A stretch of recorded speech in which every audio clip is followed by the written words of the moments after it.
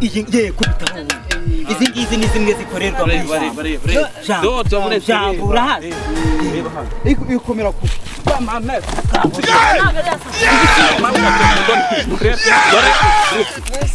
Yorera singebe bisambo ndacyarengana uretse mbanza umva oya mufite ikibazo se kandi dore mabuja ibi ni byo bisambo rwahita bisambo do ni ibi byo bisambo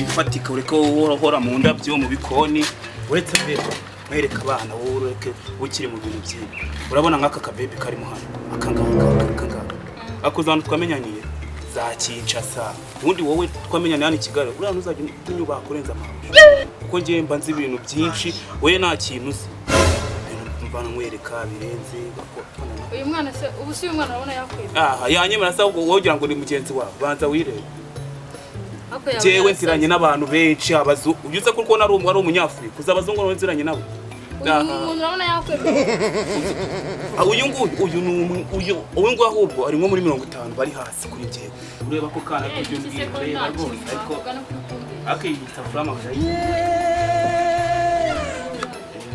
aguri ibintu bishyashya Era mudesa mukuraje aho ngaho. Undi yabuza akazi. Aye mite ni bami.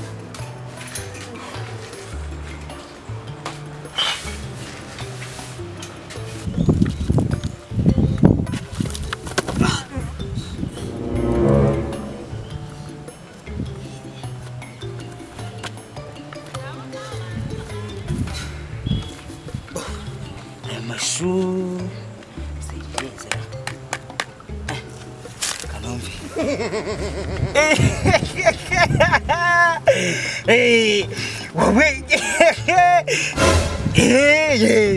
urumva ko rero washubo wowe uri murera neza uri murera kabisa ariko se nawe niko meze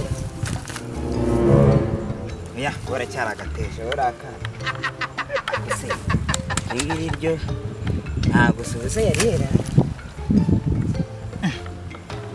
toki va nkubwire mwana va nkubwire banguka nkubwire ngibi ntago giye mbona ukuntu nakubwiraga ngiye kuntu niyubashye nakwimabasha dusuzugura kuri iyo ahubwo ngiye mfite projet nse cyaka ko dukora mu buryo mu minsi mike ukwezi kumwe bitwaba tubitaye ahuze natwe twigire mu byacu uriya urabona amabasha ntabwo n'umuntu uvuga dukute nta n'ubwenge agira uriya dufashe hari amunzi wa televiziyo ifurati ni kinini ntabwo twaburamo n'iryitanu tubikoze kabiri umva amafatwa dufite ifurati mfite umukiriya ugira ikibazo mfite umukiriya tugahita tuyitwara tukayigurisha kandi mu mezi kumwe abiri cya twaba tukize televiziyo y'abandi wapi mayi gatatu ntabwo nayitwara televiziyo y'abandi ibyo ni ibyawe none ukamwereka televiziyo wenda ntabwo nabona byagura kamwereka igitanda nicyo nta n'ubwazamye igihe twabura no hano mu maroje harimo ibitanda byinshi twatwara kimwe tukaba tukigurishije ntabwo azamye igihe cyagendeye katabarwanga nde kuri nde buri guhena mu muri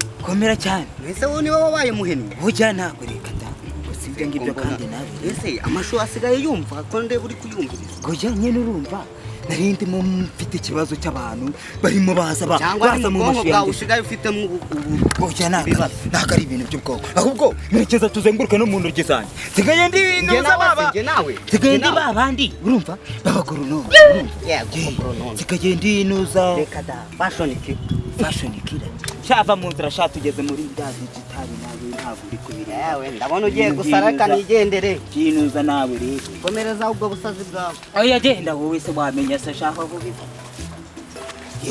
reba ko nino rye ziri gutungana rega nta bwenge wowe ntabwo ujye umureba ubwo nta bwenge agira nigendere mbabarira ibyo ngibyo uzabyimenyere wenyine nyamara kukubwira utuntu tuzima wowe gukira bizakugora kabisa ariko safuriya irahenda na aluminium muri za zindi zigura 5000 iyo rwose sinayihereza niyi ibase nazo zirakomenirwa ruganda ruzikora mu Rwanda izindi ziba original no sinaburamo ikintu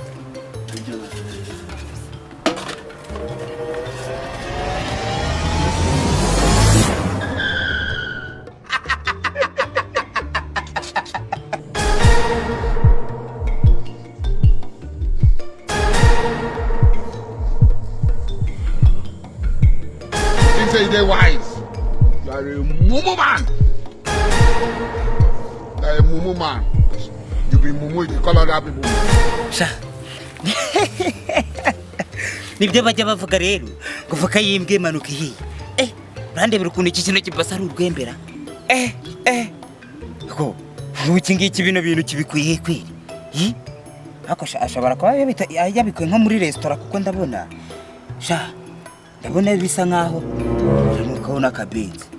Ibi yabituyemo abikuye muri restaurant pe. Kandi uko bisa kose buriya yarabiteruye. Yarabyibye. Ariko kuko nibyo bakayimbwe manuka hiye. Pe ibi bintu ibisafuri kuna rugembesha. Reba ibase. Yamaye nka data. Ariko ibingibi barayama. Usugira ngo barayama da. Ibi byonyine uko nari urwembe. Sha akangere kwiseta.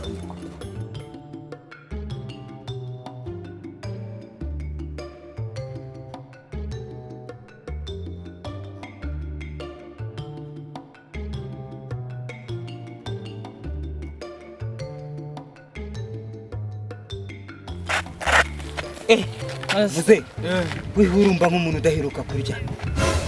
Ariko ubu ngubu ngiye kugushyira igorora. Bo hafa hari basi yibiye urakaraba rwose n'isabuni itayizana. Isabuni nikoranye ubuhanga urumva. None isafuriya yo ntago bigombera gushyiramo ibyo uteka urumva reka da.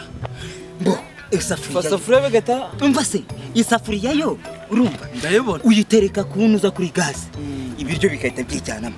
Noneho ufite ukuntu yitongera ukavuga ngo amagambo menshi umva se kuntu yibwira uravuga ngo katabarwa urapfu uri umupfumu umva se mbanzo ntago ngende umupfumu urumva uravuga ngo katabarwa shyiramo umuceri urumva atajyamo umuceri witerekaho wowe ikateyizana urumva wari ushaka ibirayi urabivuga nabyo bikajyamo urumva ikoranye ubuhanga. Noneho tujye ku ibase ibase yo rwose utiriwe ujya utereka ibase muri dushe n'isumo umva se n'isumo ugaterekamo ihatajyamo amazi n'isabune. Noneho hajyamo isabune ya gifura ye ni izo ngizo.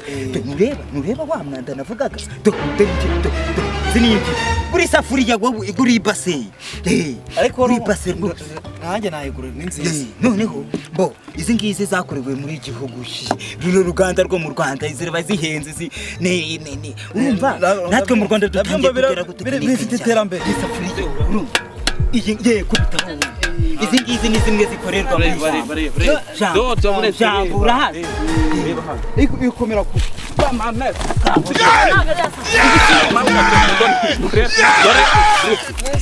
Yorera singe bibisambo ndacyarengana uretse mbanza umva oya mufite ikibazo se kandi dore mawuja ibi ni byo bisambo rwahita bisambo do ni ibi byo bisambo ni ibi byo bisambo uretse nyine oya ni bisambo umbatse wagicucu akatabago nagaro baba bari kubaza ibintu byose bakandida sirango bari kubaza ngo bibaza kujya ngo gwego babikuye mva rero mawuja nayo mufira igihugu cyo kwita imbwa cyorora imisiga reka nawe tuze kuwutsa muzana injoro.